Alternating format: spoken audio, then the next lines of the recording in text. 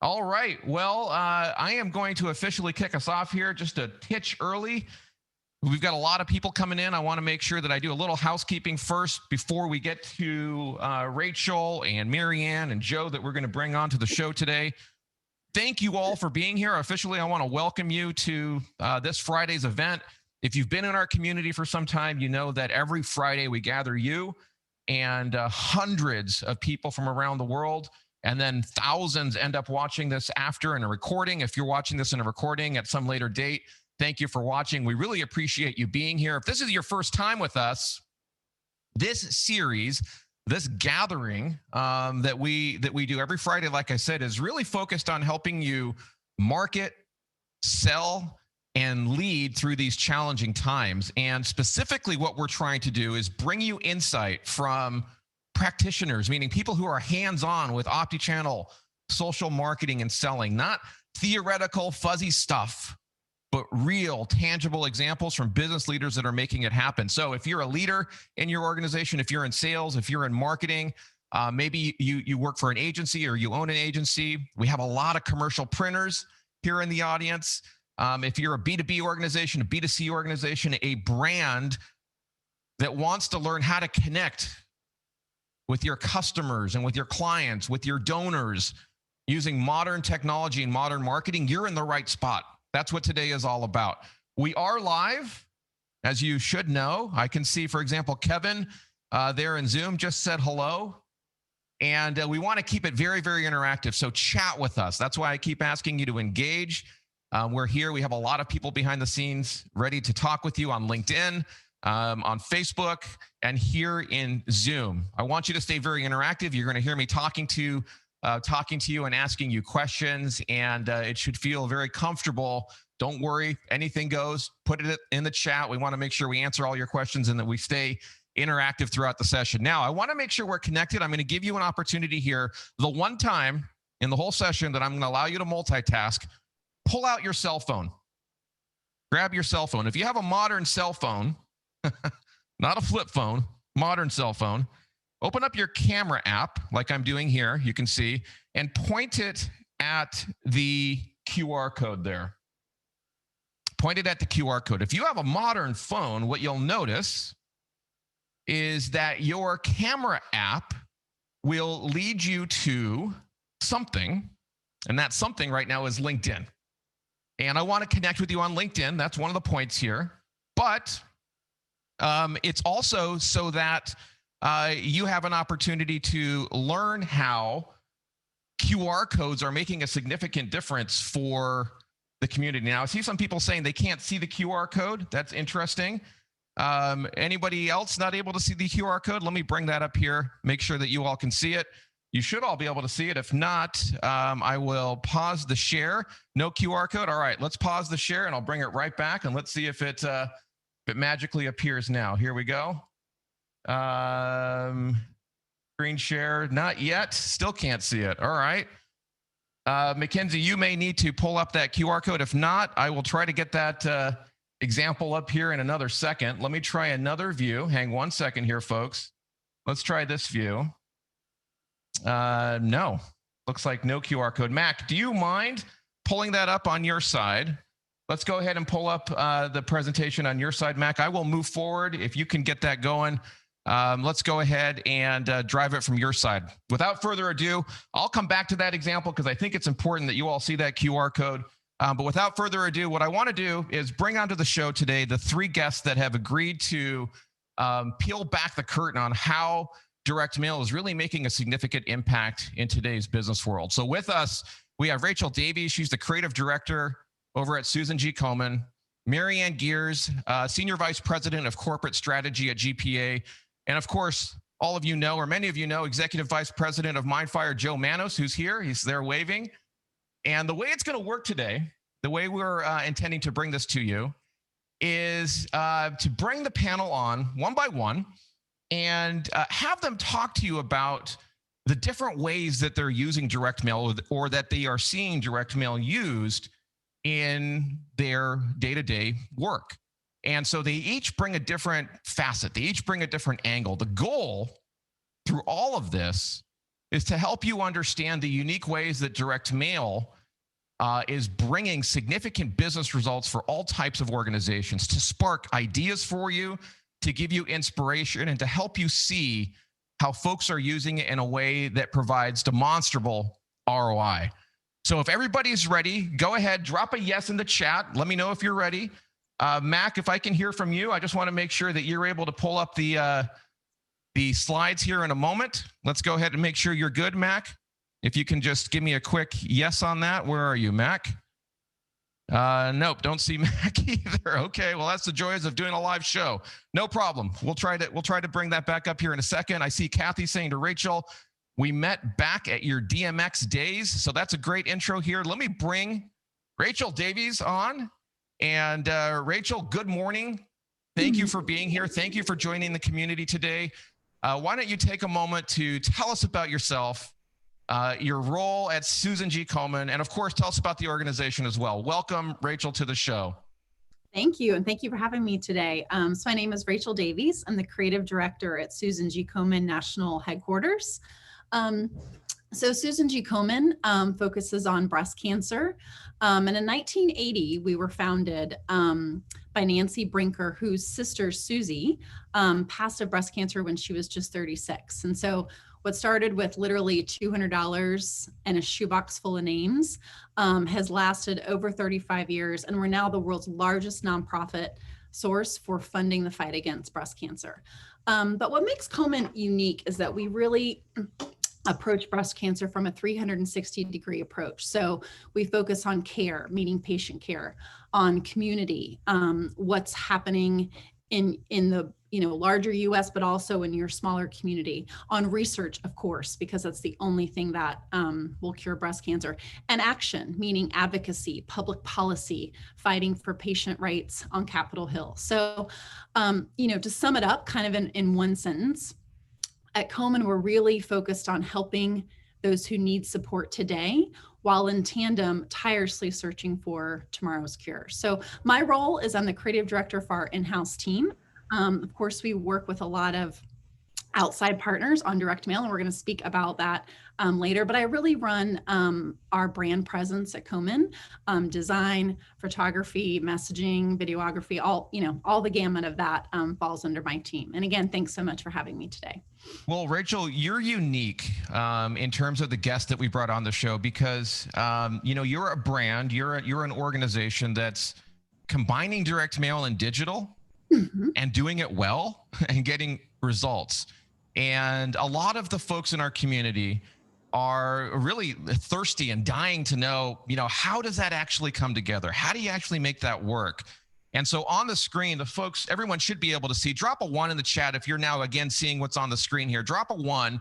Okay, I see the heads nodding. When we were preparing, Rachel, when we were getting ready for the community today, you dropped a stat that was just mind blowing. It's here on the screen. Tell us about that and give us some details around how you're actually making that happen. Yeah, so, like everyone, 2020 was just a crazy time, and particularly in the nonprofit world, when we rely on what we call peer-to-peer donations, which is like me donating money to Komen, and also corporate sponsorships, right? Bank of America, for instance, is a big corporate partner. And then, everything halted. So, we had to do a lot of rearranging, a lot of relying on our own expertise that year, but I'm happy to say that it paid off, because really doubling down on relying on the data, digging into audience, and really combining our digital and direct mail efforts. There was a consistent message across both of those things. We saw 30% lift in 2020, and that's year over year from 2019. Wow. And, just a one-line summary is that I really think the combination of those things, it's not just in silos, that's what attributed to our success. So folks, let us know your specific questions. The way we're going to run this is I'm going to, in a moment here, I want to dig in a little bit more into what Rachel just said and get her to share some examples. So get those questions coming in, whether you're in LinkedIn, in Zoom, in Facebook, and my team behind the scenes is going to be pulling those.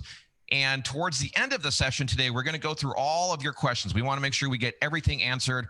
Rachel, Marianne, and Joe have been very gracious with their time, and we want to make sure we get you everything that you need. So, Rachel, like I said, our community here and I can see them already asking questions. They love seeing and hearing about real examples, tangible things that they can sink their hands into. So let's dive into what you just said a little bit more specifically. When you talk about coordinating your messaging and your brand across multiple channels, what does that look like and how do you do that? Well, it takes some time, right? So part of the realization we had to make is that, lead times for direct mail and literally what it's going to say, who it's going to, the visuals are a lot longer lead time, of course, from video, display, ad, native marketing. So we had to really combine those groups into one department, which hadn't happened before, and really back up our timing. So for instance, the direct mail you're seeing right here says my moment of strength. Our brand campaign right now is called The Moment That Changed Everything. The preface for that is because in an instant, your life or someone you love's life without cancer is over. Just in one instant. So really focusing on this moment. So you can see this display ad in these moments, make sure she's not alone. Below is a native marketing ad, which of course we all know is like placed content, right? Help end breast cancer. She drew strength from the love and laughter of her son. But then you see that also reflected in a tangible way in the direct mail piece, my moment of strength. And those were little cards that you flip over, had a message from the person featured in the card. So that's what I'm talking about in multi-touch. So it doesn't have to be just a carbon copy all the time, but that moment's language, the photography, the feel of the campaign in general resonates appropriately per audience through all those pieces. I see Charles asking an interesting question, and if you're able to, clarify this a little bit, when you look at your budget, let's say that you're allocating to marketing, and you look at what you're spending on direct mail, and then what you're spending on, let's say, the digital components, roughly, what's the split between the two? Depending on your audience size, I think the split's probably half, just because, clearly you can, your digital media is going to go further for less money than your direct mail simply because of the overhead cost of it. So that may be a good place to start, but really you've got to just test it and figure out where that golden mix is for your audience. Okay. So it actually might be 50-50 in your case, you think? It could be. I don't, I can't say that's Komen's for sure, but off the top of my head, it's probably a good place to start. And can you kind of give us a helicopter view then of how the direct mail and how the digital work together in your overall marketing funnel? How do you look at your funnel? And then I also know that you have this unique, what you call your hook strategy, right? Which is a really important driver in your communications. Can you talk a little bit about that and kind of tell us how that informs what you do? Absolutely. So typically we forecast out 6 months out, right? So, there'll be a 6-month overall strategy and everything drives from that strategy. And I mean, marketing strategy. So, the direct mail, the digital, the e-coms, the video, the interactive video, everything is included in that. So we can really look at them side by side and make sure that they're working together. So what I mean by funnel is audience funnel. So at the top of our funnel would be acquisition, right? Lookalike audiences, people that we know look like our good current donor base, but haven't engaged with Komen yet, right? So we're filling that top of that funnel with as many people as we can find. Now, as they start to engage with us, direct mail, digital, social, whatever that is, they kind of go to this middle tier where we start to talk to them differently, right? Then as they engage more, they come down to this bottom funnel, which we call conversion. And that means they are making donations actively. We're considering them core donors because they're going to be repeat donors. And that's across any of the channels. So, you could isolate direct mail out that way, but really we look at our audience in this big top-down funnel. Interesting. And then the hook strategy, how does that play into things? So I don't know if it's an official term, but at Komen we call it a hook campaign, but typically in nonprofits. So we have our Moments campaign, which is our brand evergreen campaign. So that's always on, right? That's always on. Okay. Then we have a lot of opportunity for, exposure during Black History Month, which is right now. Mother's Day. Of course, October is National Breast Cancer Awareness Month. So we call those hook campaigns. So they may be a little lighter and they're really short, So for instance, for Mother's Day, you'll see a moment with mom. It's in full color. It's not the black and white. It's a little more cheery. It's really focused on that day. So that may be like a 2-week period. So that's what we call a hook campaign that's kind of calendar based. Got it. Makes sense. And when you do this, whether it be in digital or in print, what kind of or what level of personalization are you using in that communication? So that kind of goes back to the funnel too. So if you could go back one slide for me real quick. So this would be like an acquisition funnel, right? Okay. Letter, okay, usually from our CEO. She happens to be a breast cancer survivor herself and has a really compelling story. So we like people to know that up front. You know, a label appeal. People love labels, no matter what you do in our audience. So, but what I say is keep the cost down. Acquisition here, you don't know if they're going to engage or not, right? Mm-hmm. So don't overspend here, right? You're getting attention and you're letting them know your story. And if you go to the next slide, and then you deep into if they've engaged some way, then you can dive into personalization. So what we mean is, you can see this is a folder example, prepared especially for Ms. Rachel Davies, personalizing to them, but also personalizing to the story. So this was a postcard that went with that. The lady on the front is Kristen Harris. She has metastatic breast cancer and is one of our executive directors. So on the back of that postcard is her story. So, acquisition equals talk about your mission. What do you do in general? As you get through the funnel, it's got to become more personal to the donor, but also that's where your personal stories start and you can uncover more of the mission activations, kind of that 360 thing I talked about. That's where you start drilling into those stories. And I see Brian ask this question. It popped into my head as well when you were describing your funnel. So when you're employing direct mail and you're coordinating that with digital, are you actually hitting the same people, let's say in Facebook, that the direct mail pieces are going to? We don't always know that. So that's not an exact science, but what we are looking at are the same attributes. So okay. In our case, our big base is, women over 55 who have showed interest in health, that type of stuff. So we can't really do a one-to-one, okay. But we can make sure that lookalike acquisition funnel has the same metrics. Similar attributes. Got it. Mm-hmm. And tell us what we're seeing here on the screen. Yeah. So, again, with the personalization, our direct mail tends to be pretty simple. We're not, you're going to see some awesome, really fancy stuff from Marianne in a minute, yeah. But from our case in a nonprofit, it's not overly engineered. It's just really personal. So here's some things that worked well testing for us last year. Because of you is just a postcard, but on the back has a nice message from Komen, and you can feel like we're saying that to you, or you can mail that to someone else. Same thing with thinking of you. It has a nice little message on the inside, but they're just cards, right? That you can send to someone else. This is a nice magnet that everyone loves, that they can kind of proudly wear it or proudly display it.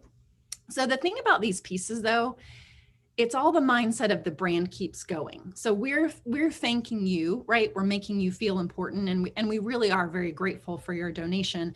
But then we're giving you this opportunity to send the brand and send the thanks to someone else. So it doesn't have to just end with the person receiving it.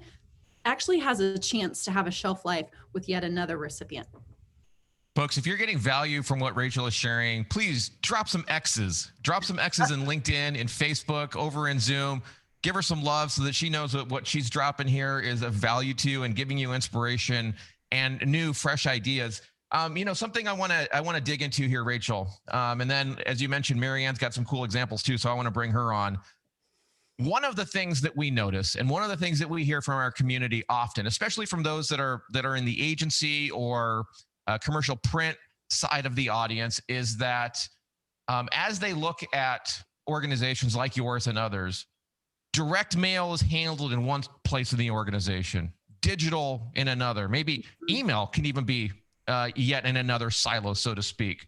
Is that how it looks in your organization, or do you have a different way of coordinating across these different channels? So in our organization, everything is under the marketing umbrella, right? So as a creative director, I'm the creative director for direct mail and digital and email, right? Huh.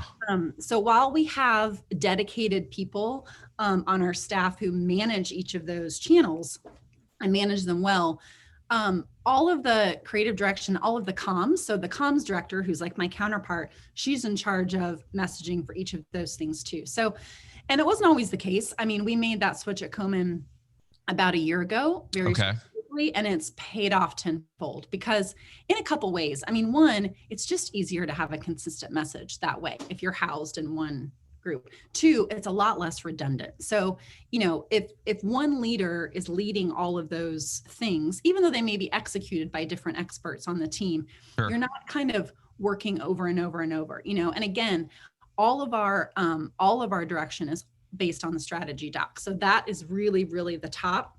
And that's what the arms of the different media outlets all derive from. So this strategy doc is what everyone is reading off of. So literally everybody is reading off the same page? Yep. And it takes a lot to get it perfect. The strategy takes a long time. We're all kind of, putting in our thoughts and agreeing, but it's well worth it because then it becomes your playbook, right? And because you've gone through those conversations as a team, what's the CTA? What's the goal? What's the ROI goal? Like really set out those hard goals in conjunction with the creative direction and the messaging tone, the stories we're going to feature across all channels. I mean, getting that set is invaluable because then, it becomes a matter of executing as opposed to reinventing all those things in each channel. So Marianne, I'm going to bring you on here in a second, so get ready. But I have one more question for you, Rachel. You mentioned that your giving, your revenue increased 30% year over year. So that would be 2020 over 2019. Do you know by chance if that is something that most 501c3s, most nonprofits saw last year, or are you atypical in that growth? I don't know. I don't know that answer. We feel very fortunate, for sure. And it all comes down to people really believing in the cause and wanting to make a difference. But yeah, actually don't know if that's a trend across all or not. Okay. Well, thank you for sharing all of that. I see all of the questions coming in. Thank you for sharing so freely. We are going to get a bunch of questions back to you here in just a minute. But folks, again, like I said, if you got value from what Rachel just shared, show her some love in the chat. Give her some X's. Zoom, I want to see you. LinkedIn, I want to see you. Facebook, I want to see you. And as you're doing that, I'm going to bring up Marianne Geers from GPA. And I can see all the love coming in here for you, Rachel. I want to bring you into the conversation now, Marianne, as Rachel gets the love there. And have you share with the audience a little bit more about some of what you're seeing from your unique vantage in the market around how direct mail is driving unique business results. But before I do that, I want you to take the opportunity to tell us a little bit more about GPA, about your role at GPA, in case there's somebody here, the one person here who doesn't know who you are and what your company does. Awesome. Thank you, David. Marianne Geers, 21-year veteran at GPA. I'm responsible right now for our strategic approach to the market and also our marketing team. So I do both. I do mailing and marketing, but I also have to look at the future and help our printers. What's interesting, we're an 80-year-old company, but we really focus in the innovation part of the market. So digital printing in particular and all the platforms is a big focus. We're a part of a big global group. We're a part of the Fedrigoni group. And what that allows me to do in the team is to see what's happening globally in the printing and marketing industry, and then bring that to our customers to help them grow their business. I see you getting some love too, Marianne. Steve just said, love me, my GPA substrates. I added the love me part, but he said love. So I know that there's a lot of people who know your organization and know how customer focused you are. And that's why I'm excited to have you share with us these interesting and unique examples that you've been able to pull from your work. And what I'll do is I'll advance to each of those examples when you tell me you're ready and just give us a little context about each of them. And as we do that, folks, Zoom, LinkedIn, Facebook, tell us which of these examples excites you the most, all right? The purpose behind this is to spark new ideas, give you creative juice, and I want to hear from you as Marianne is presenting which ones are most exciting to you. So with that, Marianne, here's the first example on the screen. Yeah, so Dave and Rachel, I love this because Rachel, you said that labels are a big part of what activates Susan Komen. And one of the things that we do at GPA is sell a lot of labels. In particular, I love this. So all we do is send it out blank and it gets printed. This is for one of our very good printers. Used to be called, and this is a campaign they do at the holiday times that includes digitally printed pieces and then labels where it's encouraging you to be interactive with the direct mail piece. So I love these from the fact that it's a combination. It folds flat. You can see on the right, the little gingerbread house went flat. You pop that up and then you have this engagement. And Rachel, I think, tying it back to what you're doing with Susan Komen and those labels, just getting people involved. So this is just a fun, great piece, a different idea. Dave, if you want to advance to the next one. Here's another one with COVID. One of the big things that's happening in the marketplace is everybody working from home and also schooling from home. I love this piece. This was actually for a software package for K-8 learners, right? But what's cool about it is instead of just a standard direct mail, you'll notice rounded corners and it looks just like a laptop, opens just like a laptop. That's cool. Again, our friends from Endpoint, this is a customer project that they did, but they're finding that using these unusual shapes or ways that ties into the message really, really helps the return on investment and excite the customer that's receiving it. So if you want to go to the next one. I know, Joe, I don't want to steal your thunder, but I saw that you had some boxes that you were going to show. Boxes are big right now. One of the interesting things from COVID for me was one of our vendors sent a package to me, which included a clear plastic face shield, hand sanitizer, a stress relief piece in a care package really was what it was. But it's really, really exciting to think about the idea of using boxes and packaging to really good examples. And what do you have here? Well, embellishments and digital embellishments are a huge, huge trend. And what's interesting about the pandemic is, although a lot of people, especially in the hospitality industry, unfortunately have lost their jobs, there's still a lot of people that are working with no place to really spend their money, which is really challenging to say, but yet it's a part of the market. This here is a direct mail piece for Porsche. You can see we tried to do the best on the photography. This is from our friends at Skodix, the glimmer and the shine on this. But really, this is to a select group of people. It's a high value product, and it's also a high value direct mail piece that went out into the marketplace. And again, just different ideas that you can use to try to attract attention that are different than the standard postcard. And this looks all right. So we like to have some. Yeah, we like to have some fun, right? When you're opening the package. Again, I love the geniuses up at Endpoint GLS. We work directly with their creative team, oftentimes on our projects, and they on with us on theirs.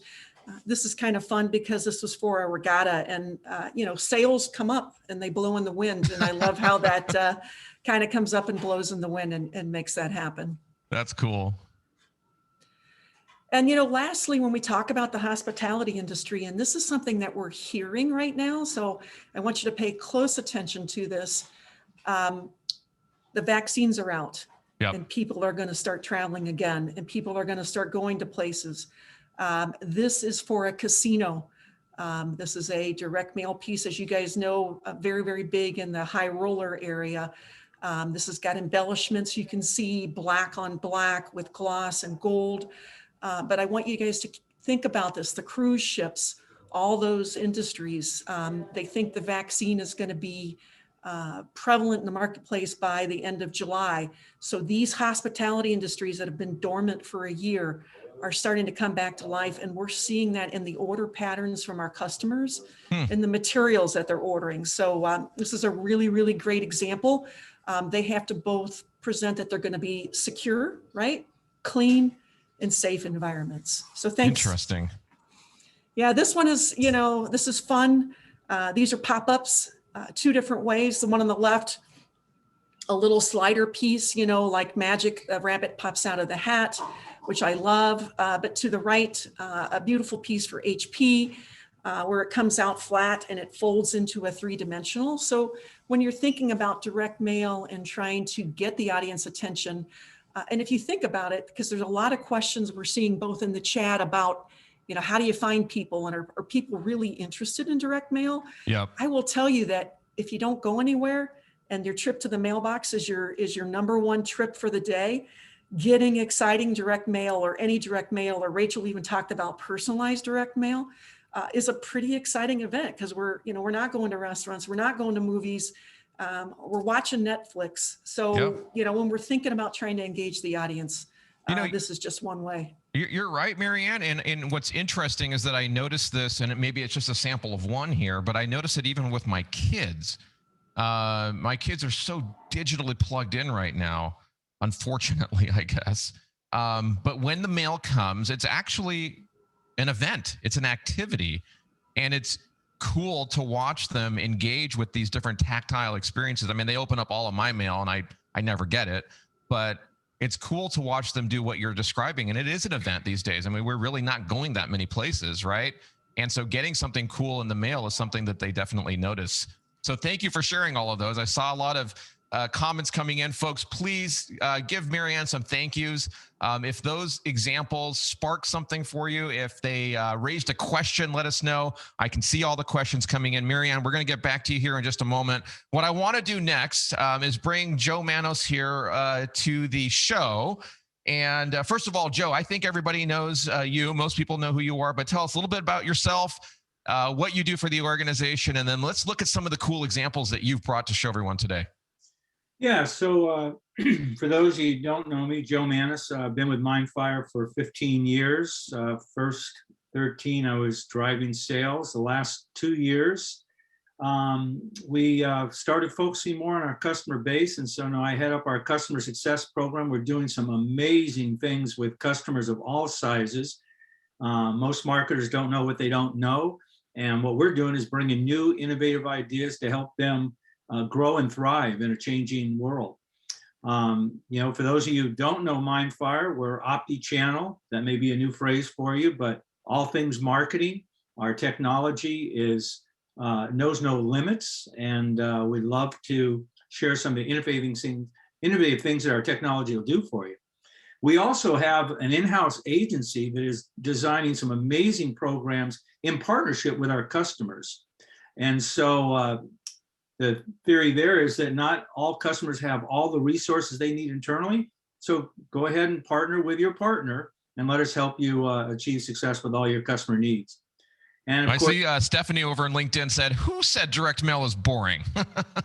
Love those specialty pieces. And so, Joe, I know you pulled some examples here. I'm going to bring those up here. Tell me when to advance slides and share away. What do you have for us? Yeah, so this first one is really off the charts from an innovation factor. For most of you that are on the call today that remember floppy disks, we partnered with one of our longtime customers, Toolbox Studio, CC Smith, and we created an innovative program. And I'll hold the piece up. And as you can see, it's in the direct mail piece, and it says floppy disk. You pull out, it has the marketing messaging piece with a personalized URL that drives you to a personalized landing page. It gives you an opportunity to get a gift card and learn more. And yes, indeed, it does also include a real live floppy disk. This is so successful for CC that McKinsey took the idea and we applied it to our own marketing and had an unbelievable success. In fact, one of the VPs from Microsoft at the conference said it was the most innovative direct mail program you'd seen in the last 10 years. So congratulations to CC. Again, we helped them with this. This is a great example of innovative direct mail that drives results. You know what's funny, Joe, is I didn't know you were going to present that until yesterday when I saw it here. But this morning, when I got out of bed, I looked on my nightstand, and what was sitting there? This example. I have no idea how to end up there. I don't know how long it's been there, but it made an impact, obviously, on me. And I see Ken asking, where the heck did you find the floppies? I don't know. Where did we find them, McKinsey? The print partner found them for us? Yep. Maybe in a museum or something? Well, thank you. There are definitely specialty suppliers out there that have very cool things like that. All righty, what do we got here? Here's another great retailer, Best Buy, and they traditionally do inserts in the newspaper. But as we all know, personalized direct mail is much more effective. Joseph, let's put home goals in motion. And they stopped doing single page flyers and went to the expense of a 7-page direct mail piece. Now, I'm a loyalty member at Best Buy, and I don't know if all members got the direct mail piece, all their residents, but certainly they know their loyalty members spend more and spend regularly. And we all know that anybody in the marketing field, when it's personalized like this, you get more eyeballs on the piece. So another great example of folks pivoting. This one, though, being a big Bevmo fan, this one is my favorite. Let me tell you why. Bevmo, you like to drink. Yeah, exactly. Bevmo used to do their direct mail insert in this pile of crap I have in my hand that showed at my mailbox last night. And they used to have an insert here that talked about their new innovative, this week's specials. But when COVID hit, they pivoted and said, we may lose people at the store. We may not get eyeballs on that. So they came out with a 12-page flyer that's personalized. And in fact, it's got my favorite, a coupon. And when you go in the store, you typically see some great wines that you spend $25 for a bottle, and you get the second one for 5 cents. So that's why this coupon matters. In addition, talk about pivoting. They now have 2-hour home delivery. So today's Friday night, you realize you're out of wine. You don't want to get in the car and drive over to Bevmo. So what do? You pick up the phone, place an order, and they deliver it on your doorstep in 2 hours. When you talk about direct mail and the impact it's having in the industry and pivoting based on COVID, these are the type of real world strategies that are being executed. And I could go on for hours with others. Next up. All right, this is one of our innovative customers who's on the call today, Dennis Riggs. He's an idea guy from Promotional Spring. And if you want some great ideas and help in creating amazing programs, this is his Pi Day piece from last year that we partnered with him on. He did all the amazing stuff with his Pi box. But when you open up the Pi box, guess what's inside? He's educating all his customers on the different substrates that are available. There are pieces of pie in the Pi box. Oh, wow. Cool. And some of these are GPA substrates. And he's got an example and an explanation on each of the pieces of pie in the box. So if you want help for innovative products like this, Dennis Riggs is your guy. And I just dropped the wheel that here's each beautiful piece of pie. My favorites, pecan, blueberry, very favorite. But on the back of each piece of pie is a description of the substrate and the use case. So Dennis Riggs is on the call. If you want to get in touch with him, shoot a text or a message to me. I'll make a personal introduction. He is an idea guy that can help you with some of these innovative solutions to target to your customers to open up doors of opportunity. Next up. And this is another Dennis Riggs original, targeting C-level folks.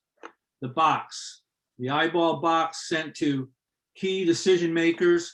Inside included a personal letter from Dennis with an innovative program that we helped them partner on, an Amazon gift card for answering a couple questions about the pop needs.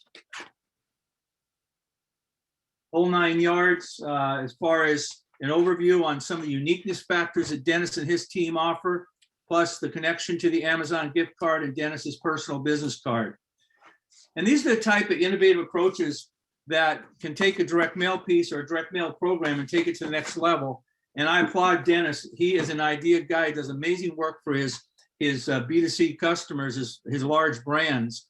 And like I said, I mean this from the heart, he can help you. If you're looking for some great dimensional pieces and ideas, Dennis and his team at Promotional Spring will be more than happy to help. Shoot me an email. And here's my favorite. Today Rachel spoke about the good old labels. I'm a label guy. And I like labels. And here's the heart labels from Susan Komen. And there's my check for $100 to say thanks for joining us today, Rachel. I'm a regular giver anyway, but I I thought just it was want 100,000, Joe. Isn't it 100,000? It is 100,000. Yeah. What happened to the account number? How come that's cropped out? Well, because I know some of our customers would like to have access to my account, and so I definitely cropped that out. But again, I would, for those of you that work for not-for-profits, I will tell you this: I'm coaching our customers in the not-for-profit segment all the time on this. Donations are very personal, and we all have a lot of different opportunity to give to different areas of interest. So how you connect as a not-for-profit in telling your story, creating the uniqueness factor, the personal connection with your target audience is essential. And so if any of our customers on the call today or prospects work with not-for-profits and you like some innovative approaches, I'd be happy to talk to you because I spent a lot of my time working with not-for-profits. That's all I've got for today, Dave. All right, man. Well, thank you, Joe. And folks, hey, in the chat, in Zoom, in LinkedIn, in Facebook, give Joe some thank yous and tell us which one of those, you can only pick one. If you have to pick two, that's okay. Which one of those was your favorite? Which one gave you some inspiration, some new idea, something that you can take to your customer? Or if you're a brand, something that you might be able to use to engage your donors, your customers, your prospects. Let us know there in the chat. I see the pizza box coming in. The pie was amazing. The Best Buy sample, the pie, the label. Wonderful. Well, if you have follow-up questions for Joe or for Rachel in terms of what we just covered, get those ready. Like I said, we are going to do real-time Q&A here shortly. But what I want to pivot to now, pivot's an overused word. What I'll turn to now are some questions that came in from all of you. And we're going to do our rapid fire part of the show here, where I'm going to bring them up on the screen, picked from the questions that you all have asked, and get Rachel, Marianne, and Joe to give their 2 cents and then move on to the next question. We're going to try to do as many as we can here in the next few minutes. So the first one, you look at the screen here, is from Paula. Paula, if you're here, thank you for this question. Paula said, how well does direct mail work when most targeted B2B prospects are working virtually from home and their email boxes are full? Marianne, let me turn that one to you because I'm sure this is something you wrestle with. Thoughts on that? Yeah, we wrestle with this every day. When COVID hit, how do we do this? And so, a couple things. One is that the message that you put out in the email has to be engaging. We play a lot with our titles and our subject lines and making sure that we do that. The other is inviting the customer to tell us where they are. That was one of our biggest challenges. Got it.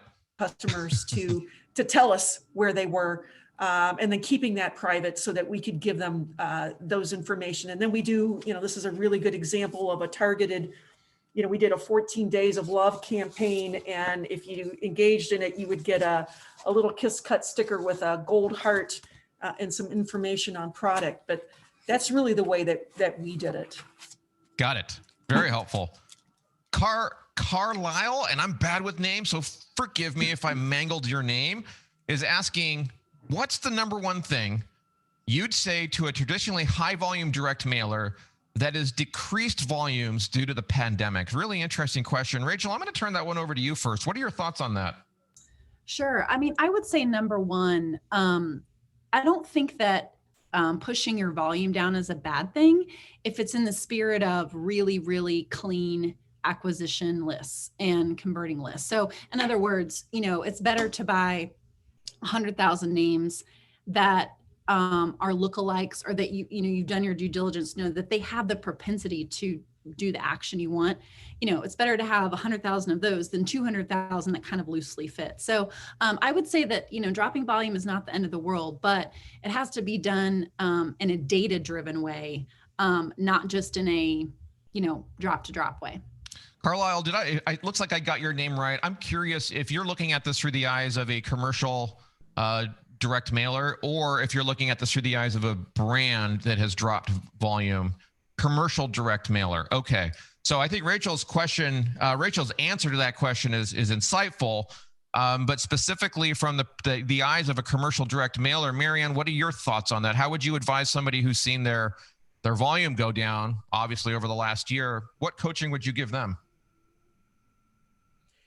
From our side, and you saw it represented in a lot of the unusual pieces that we had, and this ties into what Rachel said, when you reduce down that list and get it more finite, you're able to spend a little bit more money on the uniqueness of the substrate or the print technique or something to draw the attention.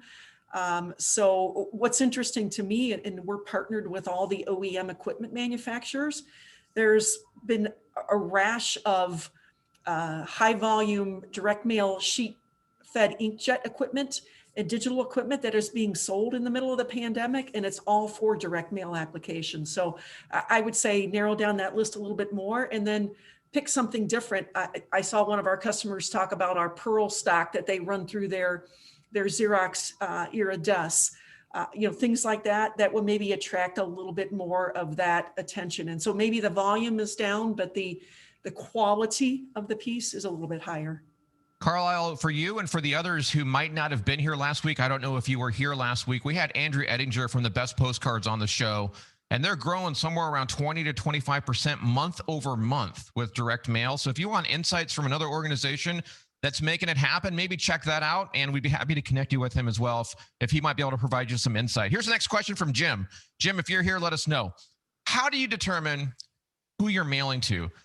What demographics do you consider? For example, age, income, interests, et cetera. So Rachel, let me turn that one over to you. How do you look at this?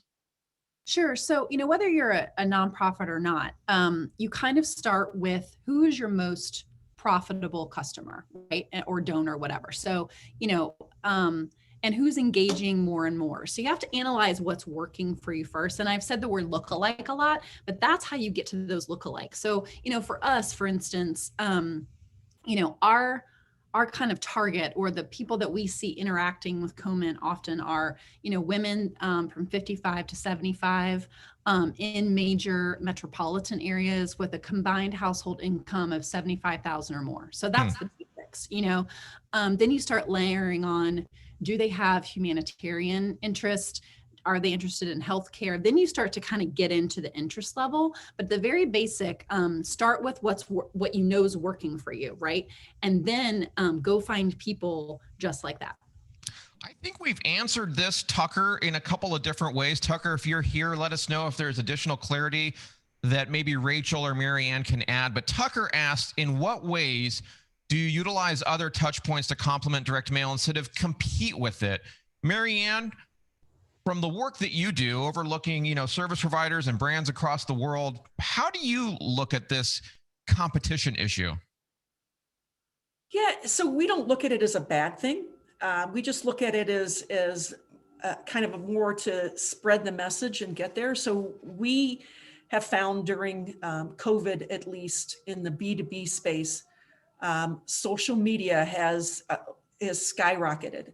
And we've been able to touch more C-level connections through there and other customers. So we use that. The other thing that we're doing is just like this, Dave, webinars, educational formats, just kind of thinking a little differently outside the box. So we don't look at it as a competition. We look at it as a complement along the way. Rachel, what would you add to that?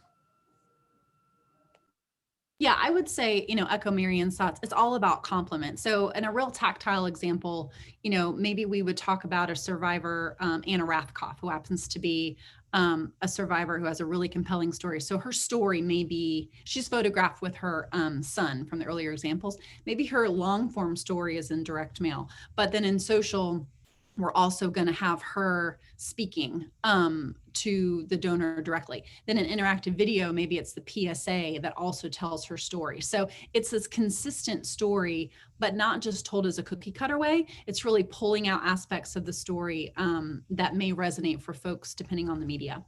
And when we talked about this before the show, you used the term surround sound. And I thought that was a really compelling word picture. What do you mean by we live in a surround sound world these days? Yeah, well, just because, we're so inundated with information, right? Yeah. But nobody is getting their information from a single source. So they're not just reading their email and not paying attention to social, or they're not just looking at their mail, but not, on Facebook and, online shopping for something and being served digital ads. So when I say surround sound, I mean, it has to be multiple touch points for people. That's when your message and the action you're trying to compel really starts to seep in, when they start to get it, literally kind of in a 360 situation. Got it. That makes sense. I also think, just jumping in here real quick, I think Rachel said something 5 minutes ago or something that really speaks to this, right? So this person asked if it's competing. And one of the things that I heard from Rachel, which was a big takeaway, is that everything starts from a strategy doc, right? And so when you start with that strategy doc, your messaging is outlined and it's laid out so that no matter what the channel is, the message is cohesive. So rather than it being a competition, right? As she said, we used to have them under different umbrellas, but we actually took all of our marketing and communications, we put it under one umbrella. And the reason we did that is so that each team didn't have their own communication silo, right? We're starting from the same strategy doc, the same messaging, the same core information, that no matter where it's shared, what channel, it's that same message. So I think that also really helps with that message being cohesive and complementary versus competing with one another. Rich, I see your hashtag surround sound, maybe hashtag surround sound marketing. Maybe that's the new one that comes out of today's event. Rachel, this one comes from Ann. I'm going to direct it at you because you've talked a little bit about this today, obviously. When integrating social media campaigns with direct mail, how does it affect response rates? So, it's hard to do a one-to-one. It's hard to say, like, we've had a hard time saying because of social, it's going to affect it like 13.5%. So that number is hard to get to. However, it goes back to reinforcing those stories per audience. So our audience is very heavy on Facebook. Facebook's users skew a little older and our audience skews a little older. So we know they're on Facebook looking at photos of their kids and their grandkids and their friends, and they're in Facebook groups and that kind of stuff. So if we know they're there, telling stories that complement what we're also applying in direct mail, again, just helps amplify the brand awareness, and also is a good chance to dive in deeper too. When I say, Komen, an aspect of Komen is about care. Well, what does that mean? It's about patient care. This is how we helped, Sally actually, get a bus card to get to treatment because otherwise she wouldn't have. So it's really drilling down into those more personal examples of how our particular business is helping our community. Social is a great place to do that, where in direct mail, sometimes that's a little harder. Joe, I think I'm going to address this next one to you and maybe Marianne, because we have a lot of commercial printers with us here that are doing direct mail. And this one comes from Farley. He says, I hear about direct mail growth in the industry, but I'm not seeing it outside of nonprofits. Am I wrong? Joe, from your vantage point, what are you seeing? Yeah, I work with a lot of customers, small, medium, and very large, across brands, B2B, B2C. And my simple answer is, Farley, that depends. It depends on the company. It depends on who's talking to them. But I am seeing increases in a number of both B2B and B2C. I showed you a wonderful example of Bevmo that went from 0 to 1,000 miles per hour overnight. And we're also seeing B2B because businesses are getting back to business, and the number one need of all businesses in today's world is revenue acquisition. So I've seen a lot of new programs focusing on recapturing revenue and helping customers get back into engagement with their customers, because guess what? Email inboxes are overflowing with unread emails. Yep. And what about you, Marianne, from your vantage? You get to kind of see part of the supply chain, if you will, in terms of what's being manufactured. Is what Farley's saying true, or is there something else going on? There's pockets of the market, David and team, that are really growing like crazy. Okay. A really good example of it is, did you try to buy a Peloton last year? If you bought the Peloton last year, you waited a long time for a Peloton. So I think where we're seeing the growth is in those key markets. So I'm going to say any kind of sporting equipment, furniture. I've gotten more catalogs for furniture in the last year than I've seen in 2 years. And why is that? Because, these people are spending it because they're staying home, number one. Number two, we're not necessarily going to the stores and browsing. And so they're trying to do this second channel other than the looking at it on the online portal.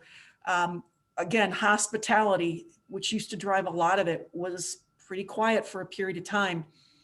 That's going to come back.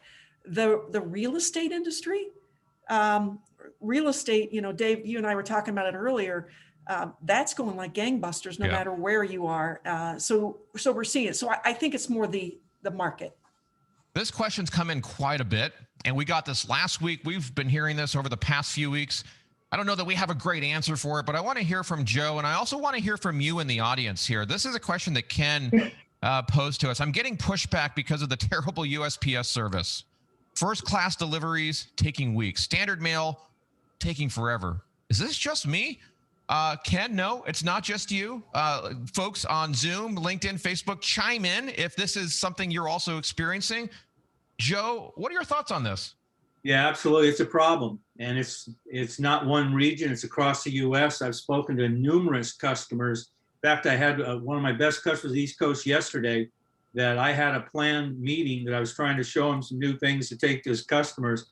And for 30 minutes, he was on a rant about USPS. He had meetings with the entire senior management team from USPS, said, "You're costing me money. I'm going to have to refund fees back to my customers. They don't care that you guys are having challenges." And shock of all shocks, USPS said that, well, we had to make a decision. We could be slow for the rest of the year, or we could just basically shut down some mail, not get it delivered in order to take care of the masses and get caught up. Can you believe that? If you're one of the direct mail customer programs getting shut down, that's over there in the corner, not going to be delivered, it's an issue, Dave. And that's tough. That's only the Eastern region. I'm sure each region has its own pain points, but be proactive, get out in front of it, talk to your local USPS and get out in front of it and, track mail. Yeah, I'm seeing Alex saying we're experiencing this as well. I'm used to sending something out locally and having it get to our customers within a day. Now it's taking a week or more. It's frustrating.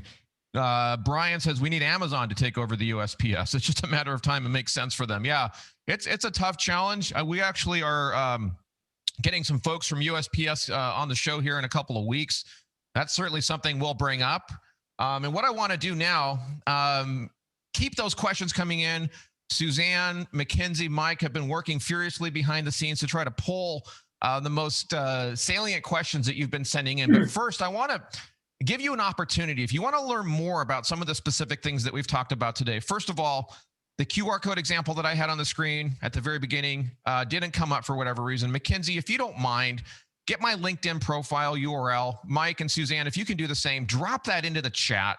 Let's stay connected because we're always investing in bringing you this kind of information every week. And LinkedIn is a great place to stay connected to get that info. So the team's going to drop that URL into the chat and send me a connect request. Say, hey, Dave, saw you on the webinar and want to stay connected. That's the first thing. If you're looking for some tangible next steps, this omni-channel idea using direct mail and digital, or maybe one of the cool ideas that Joe or Mary Ann shared, if any of those spark something for you, maybe illuminated an opportunity in your mind, let me get you some help in terms of how you can kind of take that to the next step. Here's what we're going to do.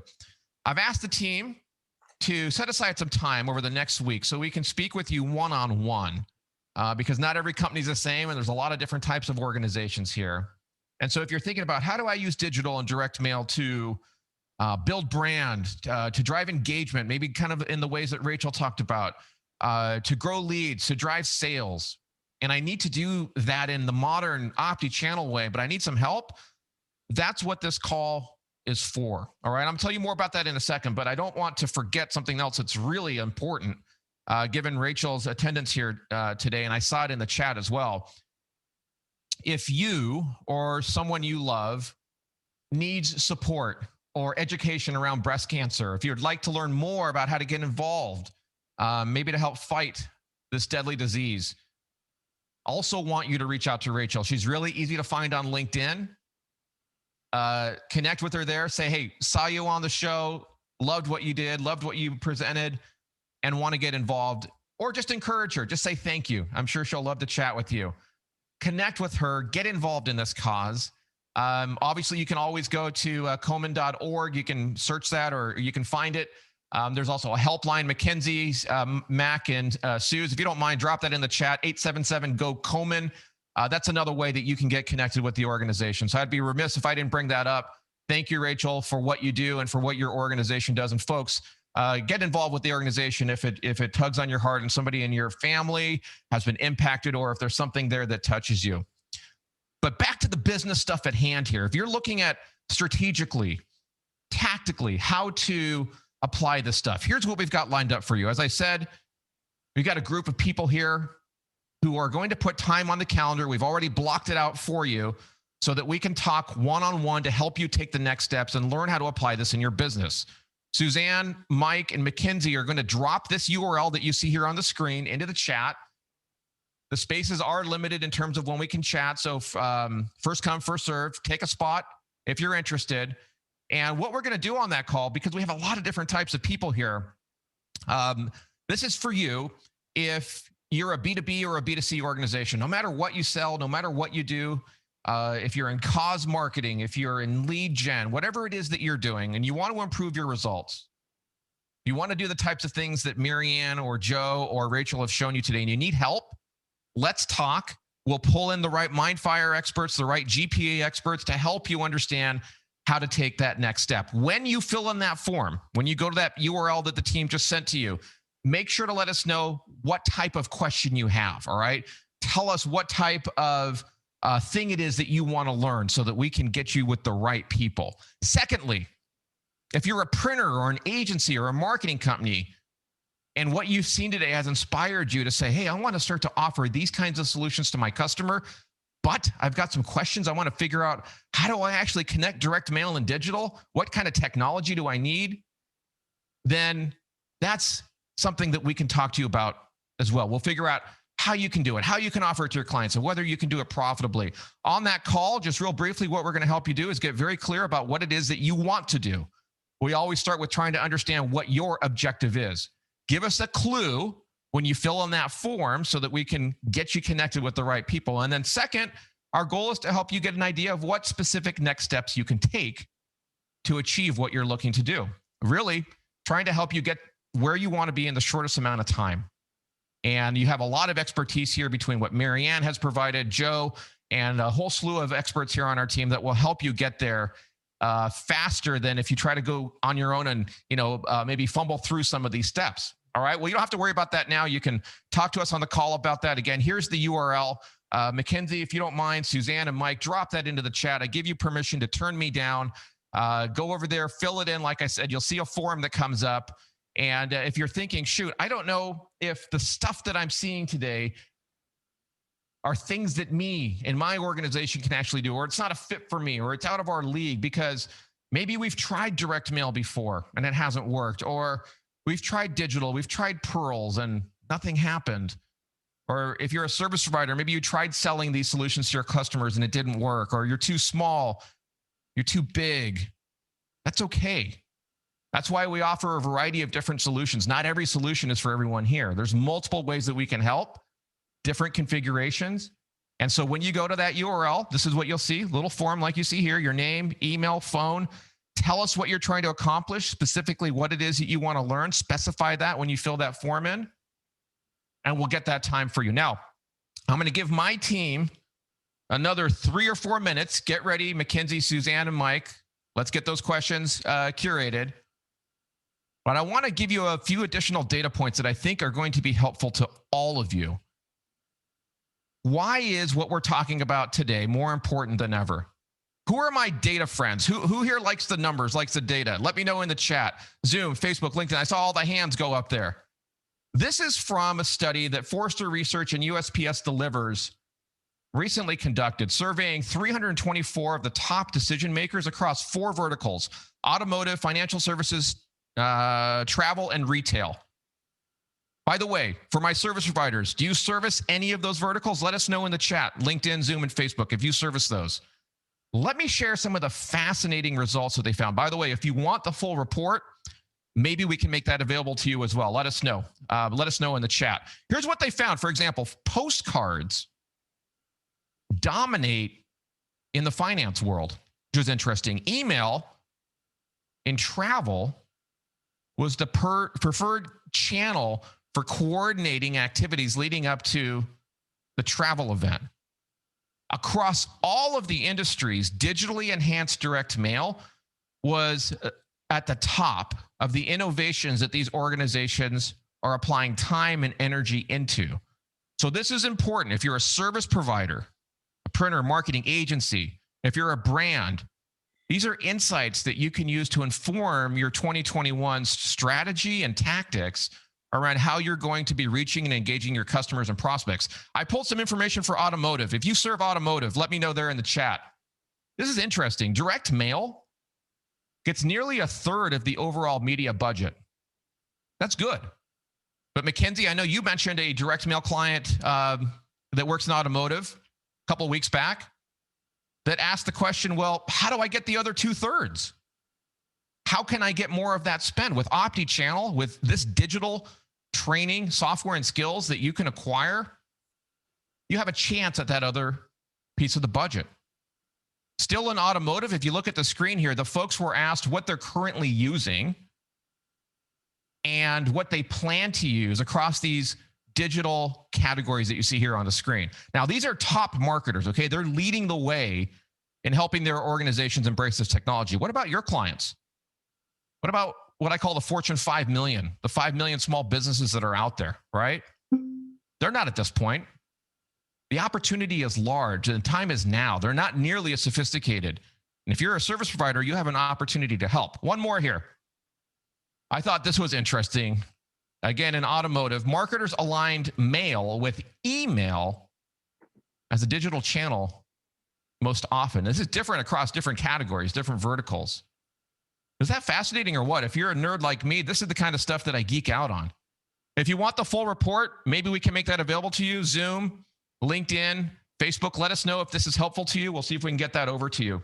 My point in saying all of this, and MindFire team, you got about 30 seconds before I ask for those questions there.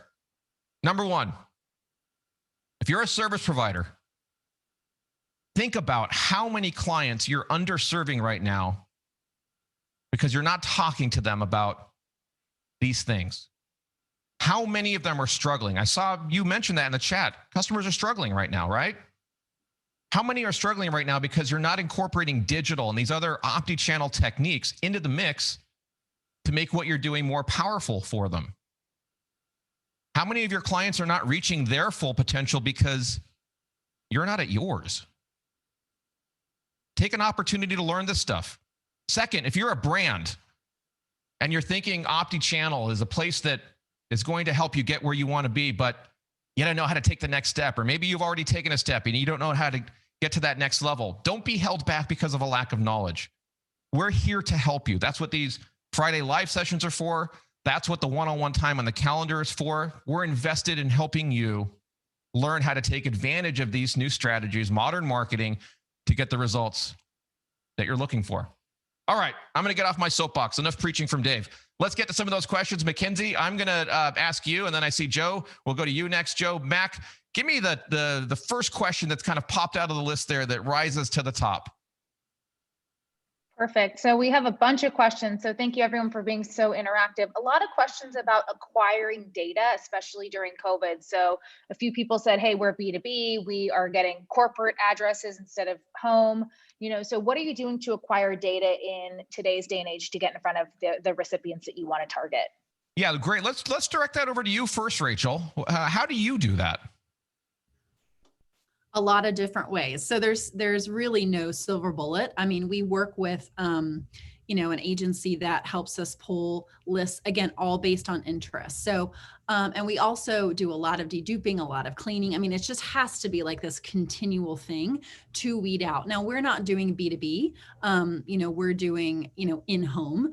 So that's like the number one factor, to weed out as you're buying these lists. But I would say, there's just not one solution for it. You've got to go multiple angles, and multiple, I mean like 4 or 5 different sources, to really get the best, cleanest lookalikes. Joe, what are your thoughts? How do you guide clients in that? Yeah, a couple thoughts. We can do reverse IP back to the home address. It's not inexpensive, but it is very effective. So that's where you can find some of these names. You can also use social media. for lookalike audience, start a dialogue, get them to a landing page on the MindFire solution and capture that home address. I know GPA is doing some of that. So there's a couple strategies that work real well. And can I add one more thing on that other topic you were talking about? I just want to Absolutely. say, Yes. since some of our customers saw their revenue drop last year, Yep. I can absolutely tell you all of our customers that are in the marketing services arena and offering it saw an increase last year. So there's a correlation there that is worthy of noting. Yep. Yep. All right, Mackenzie, next question. What do we got? Okie doke. The next question is, this is specific to nonprofits. So I'm curious, nonprofits seem to use a lot of lengthy letters in their ask campaigns. Do you see those working more effective than postcards with a quick CTA? Call to action. Yes, and it always surprises me. So we do a lot of testing, right? So we always have a control based on last year we knows works, and then we have these tests. And I always feel like less is more. So we should do beautiful postcards that say less as opposed to the letters, but they never win. The letters always win. And I attribute that to the age of our audience too. And the fact that I think, believe it or not, a lot of people are doing oversized postcards. So maybe a traditional personal letter speaks to the people we're going to. But yeah, it's a great question. And I'm always surprised in the testing that it wins, but it really does for us. I see a lot of people asking for the report with Forrester USPS that we've done here to understand how direct mail is changing the landscape. Let's try this again, folks. We tried this at the beginning. Pull out your cell phones, point your camera at that QR code there. Let me know what happens, and then connect with me or shoot me a message. Say, hey, we want the report, or even just say hi. Doesn't matter either way. Let me know there on LinkedIn. And QR codes is another interesting avenue that we're seeing a lot of activity in. Joe, you want to talk a little bit about how you're seeing QR codes these days? Only if I can do a tie-in to what Rachel just said on the appeal. Deal. So I work a lot with not-for-profits. I'm going to tell you two things from a personal standpoint. When I give money, as well as a lot of coaching I've learned from other excellent not-for-profits, don't always ask. I see a nice cadence between the ask and the thank you, and then updates on what's going on at Susan Komen, what we're doing, so that you're not always asking with an appeal ask. Also, the other thing is, it's really, really important to make sure that you have a good track on keeping folks up to date on what you're spending the money on so they feel invested. And finally, I stopped giving to a very well-known charity because in December, I wrote them a large check. And guess what happened in January? I didn't even get a thank you first before they asked for the next donation. So thank your donors. Yep. Okay, QR codes. I know many of you think they're passé, but guess what?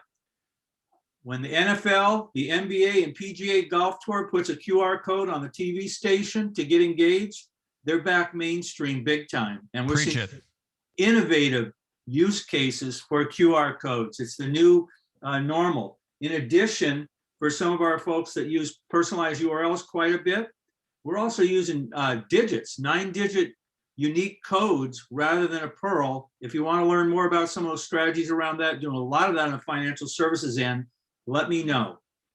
So just to clarify for everybody on Facebook, on LinkedIn, and on Zoom, take out your phone right now. A lot of people still don't know this. And if you're a service provider and you don't know this, this is something you need to learn. Most modern phones, and more people know this because of COVID now, but most modern phones have the QR code reader built into them. It's funny, I mentioned my kids earlier and how digitally enabled they are. They knew the QR code reader was in the phone. My kids are 8 and under. Take out your phone, point your camera at what you see here on the screen, and watch what happens. Tie that to direct mail, as Joe just said, or other signage, POP, things like that. And you have a tremendous opportunity to engage people in a much more, with less friction. And if you're doing it on direct mail, that can lead to a Pearl landing page, right? A personalized URL landing page. So here's what I want to know, and there's no shame, all right? You're here with friends. For how many of you is this a new realization that it's built into your phone? Drop a 1 in the chat, Zoom, Facebook, LinkedIn, if this is new to you. If this is something you already know, drop a 2. We want to hear from you. All right, Mac, what's the next question? Yeah, I'm going to get to the next question, but just really quickly, we're talking about direct mail, and Joe just made a great point about thanking your donors and keeping up that dialogue. Yep. All of these principles apply to social media as well. So when people are coming to your social media page, whether it's your personal or your business, and they're talking to you, they're interacting, they're doing things, they're downloading your content, they're sharing, you also want to apply that same philosophy, right? You want to thank them, you want to engage with them, right? It's social media. So I think it's important to remember that all these principles apply to any sort of communication that you're doing. For the next question, I thought this was a good one. So how important is repetition in your direct mail programs? I think this was geared towards Rachel, but anyone can take it. Sure, I'm happy to jump off. It's very important. So in general, depending on where you are in our funnel, you're going to get a different amount of direct mail. But in general, we're mailing to people about once a month, which again, to me, when I started, working with direct mail at Komen, seemed like too much, but it's really not. If you look at the data, so people want to know that you're engaged with them. But to your point, Mackenzie, it's not always about the ask. So it's not always about like, a dire story and you're kind of guilting them into things. Sometimes it's about just saying thank you for being a part of it. But the whole thread that ties it together is that if they're already a donor, you're recognizing their gift, because the last thing people want to feel is that, Joe sent us this $100. We don't even know he sent it. We don't know where it's going, which is not true. And so you want to make sure that you're, expressing that into your donor. So I don't know. I think consistency is really important, particularly brain consistency, but how you're speaking to them has to ebb and flow over the year. So it doesn't just feel cookie cutter. So I see Anne and Angie and Ken have grabbed time on the calendar to talk one-on-one about how we can help. And I see 29 other people over there that are on that page. So if you want time to talk one-on-one, the URL that Mackenzie, if you can drop that in again there in the chat, Zoom, LinkedIn, and Facebook, folks, if you can drop that in there, go to that page. If anything we've said today is something that might be useful to you, if you're a service provider and you want to figure out how to offer these types of integrated solutions to your client, or if you're a brand, B2B or B2C, and you want to be able to take that next step in integrating OptiChannel into what you're doing to engage your customers and prospects, we're here to help. Mackenzie, what do you see next on the docket here? Perfect. So the next question I see here, again, same thread, is how does age of the donor affect what you send in the mail? And then I'm going to combine that with another question that someone just asked, which is about how are you starting to market to new generations? So, how important is age, and how are you starting to capture the attention of the next generation of donors, let's call it? Yeah, so age is super important because you have to analyze people's patterns. How do they like to communicate? How much time do they have? That kind of stuff. That's why I think direct mail is alive and well at Komen. I've mentioned a couple of times our audience tends to scale older. However, do want to fill that funnel with the younger audience with awareness. So with us, it's a matter of the message is different. So instead of donate, to the younger audience who may not have much to donate, and maybe that's not in their wheelhouse, it's more about education. So it's about knowing your history, knowing your risk of breast cancer, checking on, the women in your life. Are they okay? That type of stuff. So the younger audience gets more of an education message because they may not know about Komen. I mean, while, in some cases we're a household name, in other cases we're not, if you're under 35, so it's really educating them about who we are in the younger audience. And then in the older audience, really talking about what they can do to support the fight. I have a question for the audience that's here, Mackenzie, as you look for the next one that bubbles to the top here. Here's my question for all of you. So I want you to listen up, Facebook, LinkedIn, and Zoom. Listen up here. And I want everybody to give me their answer. As you think back over the last roughly hour or so that we've been here together, what was that one aha moment that you had, that one spark of insight or realization that you had that you're going to be able to take to your business, take to your work, take to what you do on a daily basis, that maybe you heard from Rachel, Marianne, Joe, from Mackenzie? Think about that and then drop it in the chat here in Zoom or in Facebook or in LinkedIn. We want to hear from you. And the reason why we ask you this, we're learning from you. And we want to know what kinds of things are going to bring you value every Friday morning when we gather here together. So, all right. Paul is saying, I'm embarrassed. I need a new phone. So I think, Paul, what you're saying is the QR code reader isn't built into your phone. Paul, do you have a flip phone? maybe, yeah, probably 2 years ago, this started to become more prevalent. So if you have anything that's older than maybe 18 months to 2 years, you might not have that capability built in. Mac, what do you see next on the list here?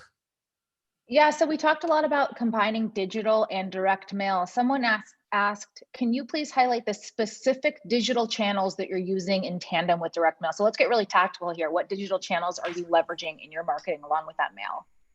Sure. So a lot of Google display ads, right? So those are the ads where if you're on a website, they pop up, on relevant things, right? Those are pretty basic, but we also do in everything we do static and HTML ads. So things that move and things that don't. We don't see that one overpowers the other in results. They're pretty even. So it's a good thing to mix in. Of course, social. Ours is mainly focused on Facebook. We also do interactive video, paid TV. And so those are kind of our main areas. Joe, what are you seeing as we help our clients combine direct mail and digital? What specific channels are you seeing in digital? Are you directing that to You're on mute, Joe. We just lost all of the brilliance there. No, that's all There right. we go. Yeah, so we're seeing obviously an increase in social targeted ads, big increase in LinkedIn newsfeed ads, of course, Facebook, Instagram. I don't know if all our customers know, but we are playing in the Google ad and YouTube ad world at MindFire. If you didn't know that, reach out and I'll let you know how we're doing. I'm seeing customers start to adopt that as well. Let me think. I think those are the big ones that we're seeing. Marianne, what about you? It's interesting for creatives. So not only are we working with the printers, but we're working with the creatives. And Rachel, you talked about that younger crowd. So Instagram is a big one. The stories, if you guys have noticed, and Dave, we learned this from you, the LinkedIn stories, the Instagram stories, they're very underused content. Yep. And we go there. So when we're going after that creative mindset, it's kind of that Instagram, Pinterest type of situation. When we're looking at kind of the B2B C-level or higher, for whatever reason, they're all living in the land of LinkedIn. So again, the story, if you haven't posted your own stories, highly recommend dropping some things in there. It's the functionality could be a little better. We're playing around with it, but that's an area too. So I didn't want the team to forget those areas. Rachel, have you ever considered, I see a question here from my friend Paul. He's asking, have you ever considered personalized video in any of what you're doing? We haven't done it yet. We haven't tended to go to the Pearl or the personalized landing page situation yet. Not that we won't, but no, it's not part of our current plan. Interesting. Mackenzie, what was the name? We've done personalized videos. You're going to help me here because I'm getting old. There's a good service, Bonjoro, right? Bonjoro is something that we've often used. If you're not familiar with Bonjoro, it's a great little utility that allows you to do kind of what Paul's describing. Maybe for a smaller nonprofit, it might work out well. Basically, all you do is you install the app on your phone and it connects with your CRM. And then it gives you a really quick punch list of people on the screen. So like the first name might be Joe and it might say $100, right? And you hit a button, you record a really quick video. Hey, Joe, thanks for that $100. Really means a lot to us. Obviously, you'd be more eloquent when you do that. You hit save and it automatically sends it out to Joe, right? So think about if you're a smaller nonprofit and you're the ED, what an impact that would make on your donors. I mean, think about what Joe said. They didn't say anything to me, right? Joe, thoughts? Yeah, and talking about digital and connecting with that younger audience, United Way, through one of our customers, really did great persona breakdown on older demographics, younger. And for all the young ones that had their favorite focus area, hungry helpings, I should say. And Derek's a 25-year-old, lives on his phone. And how do we communicate? Thank you for the donation. Text message to the phone. Whereas, Gloria, who's maybe 70 years old, sent in the mail piece, how are we communicating that? Again, the appropriate channel for her. Hey, sorry, Joe, I had to giggle because Paul said Joe's mustache is gone. That's what was throwing me off today. A year ago, January 20. Come on. That's hilarious. All right, Mackenzie, what is the next question that you see here that you've been able to pull from the folks here? So one of them is a specific tactical question just for Rachel. I know you answered it, Rachel, but just to let everyone else share in that. When you do your print and mail, are you using one all-in solution, one print and mail house? Or are you using multiple? How are you actually executing on that? Good question. We're using one. So we work with an agency that helps us with comms and with the strategy for direct mail and the printing all at once. And most of that's driven by our in-house team, but we do work with an agency. But yeah, it's all housed in one spot. And Rachel, I see that you just mentioned that you recently launched a TikTok channel. No donation based, but brand awareness. Tell us about that. I think people will be interested in that. Yeah, it was coming to mind when you were talking about channels, and I kind of forgot about it for a minute. But brand wise, we're a more conservative brand. So being on TikTok, we were a little late to the game on that, but we did launch, and we're finding like it's just creating tons of awareness. And so we recently did a Love Your Ladies campaign for Valentine's Day. And the influencer for that campaign was Betsy Johnson, the fashion icon, right? Super fun, breast cancer survivor, like really into it.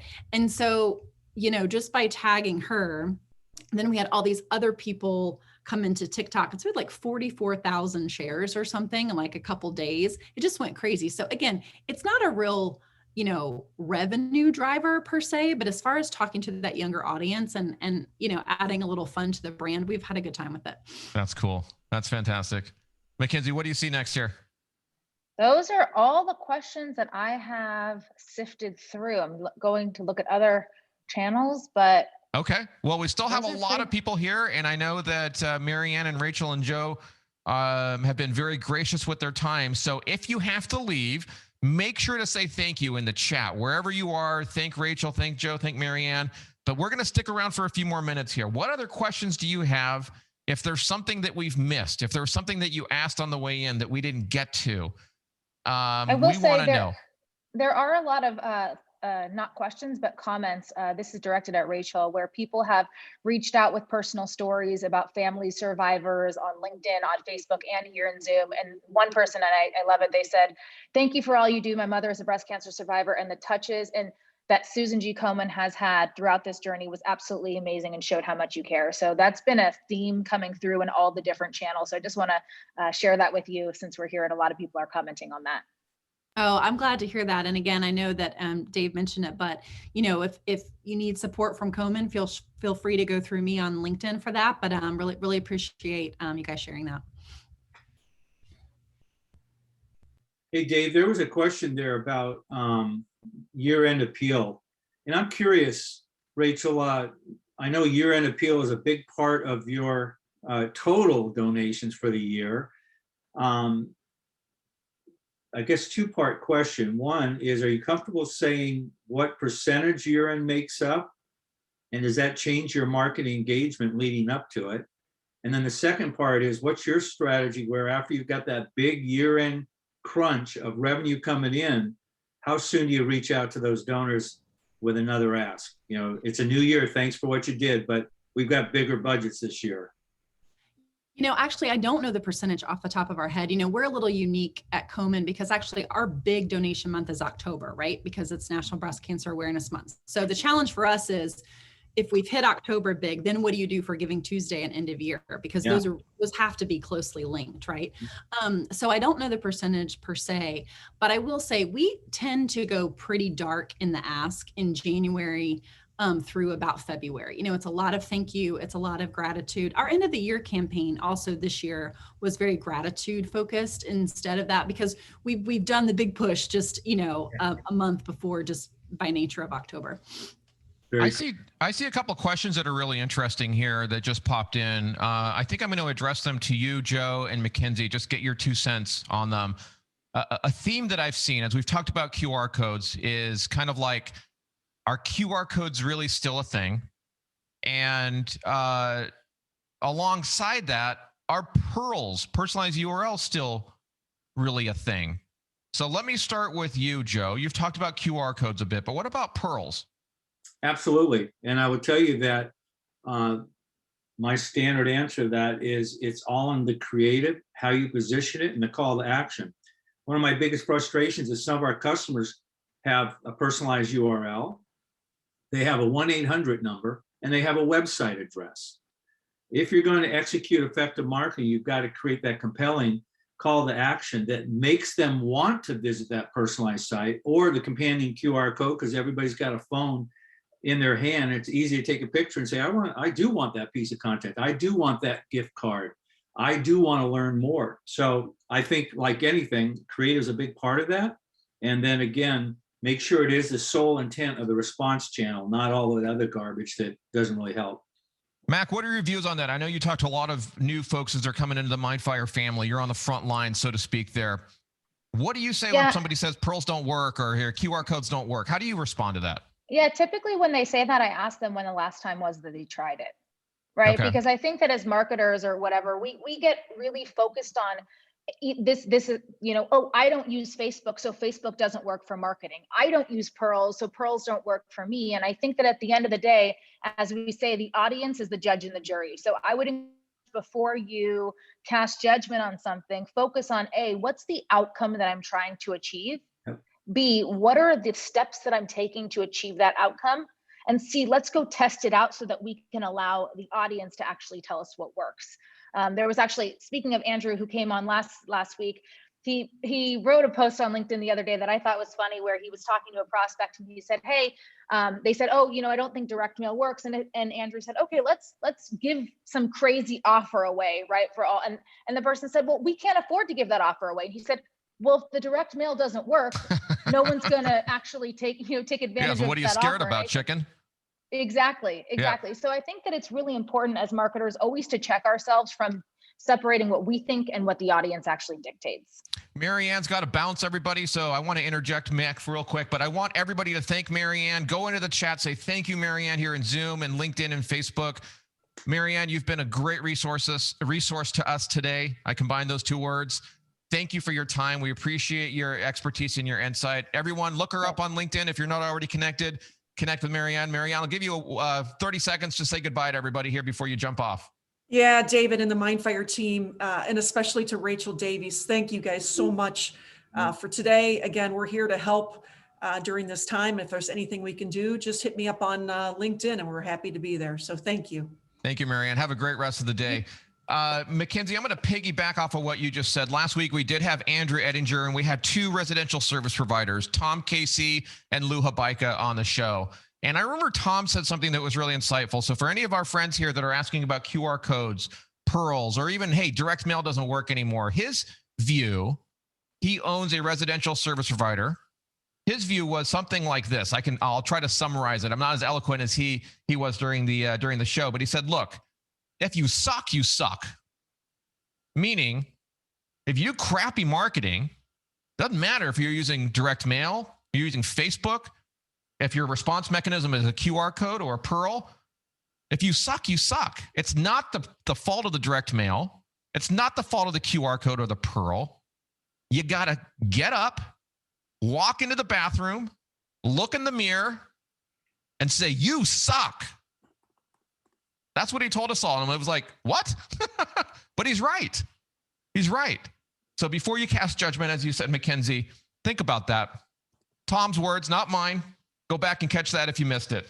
What else you we got to have got? the quality and the quantity. You got to have the at-bats, and every bat has to be good, or at least some of them. Messaging matters. I remember one of the posts he did, he was talking about the water cooler.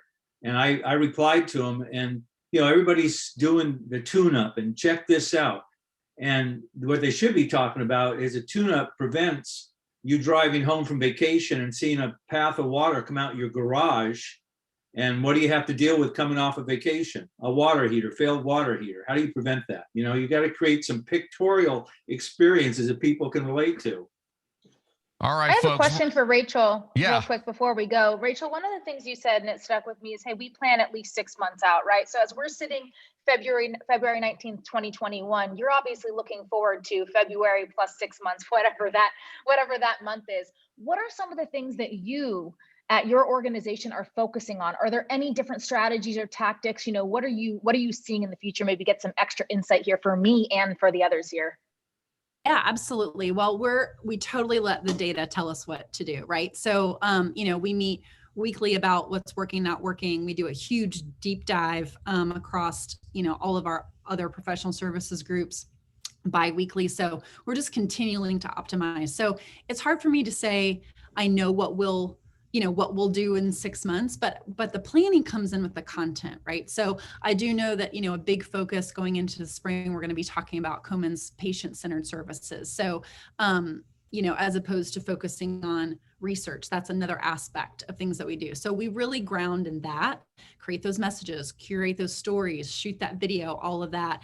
And then we can plug that into the tactics, that are really working well for us. So it's kind of like content, creative direction planning, about 6 months. Tactics, you've really got to be able to change your mind, with a 2-week period. If it's not working, you gotta pivot quick.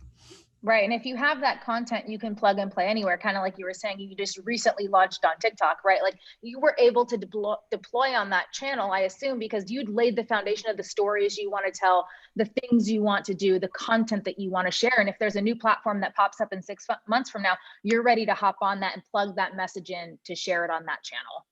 Absolutely. And it's an easier approach than trying to do both of those things at once, right? And it takes a while. Like if you're getting to the pre-planning 6 month stage, that takes a year, of backtracking and moving back all those deadlines, particularly for us too. We're selling into a lot of corporate partnerships. So they have to have that timeline too, to see if our needs align with theirs. But the better you've got it planned and the content sorted out, the easier it is to pivot when a new opportunity comes up media wise. Well, Awesome. Rachel, thank you. I know you have to drop off soon, so I want to give everyone an opportunity to say thank you to you. I've thrown the URL there back up on the screen, Mac, if you don't mind dropping that into the chat. If you want some time one-on-one with us to talk through some of the things that you've learned from Rachel or from Marianne, from Joe, please don't hesitate. Put some time on the calendar. We'd love to talk to you. I see thank yous coming to you, Rachel, from Paul. Craig is saying thank you, Rachel. Brett says, thank you, Rachel. Todd is saying thank you. Leon is saying thank you very much, Rachel. So, Rachel, thank you again for spending time with us. We really appreciate it. I'll give you some time here to say some thank yous to the crowd and any last words that you have that you want to share with us all. Yeah, thank you. This has been fun for me, and I like all the interactivity of it. I really appreciate the kind comments about Komen overall. And again, hit me up on LinkedIn for sure. But just thank you guys for all your attention today on a Friday, and I wish you all the best. Thank you, Rachel. If you have to drop off, no problem. I'll hang back here for a few minutes with Joe and Mackenzie on the MindFire side. I still see a lot of people here. A bunch of Kevins, Leon, Mike, Nicole, Paul, Robert, Steve, Teresa, Todd is here, Trish, Buddy is here, Brian's here, Brent, Andy, Alex, Doug. I'm looking at all your names here.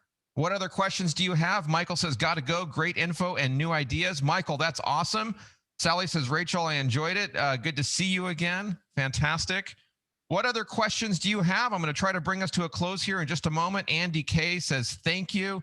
Teresa says, this has been amazing with a all capital amazing. That's fantastic.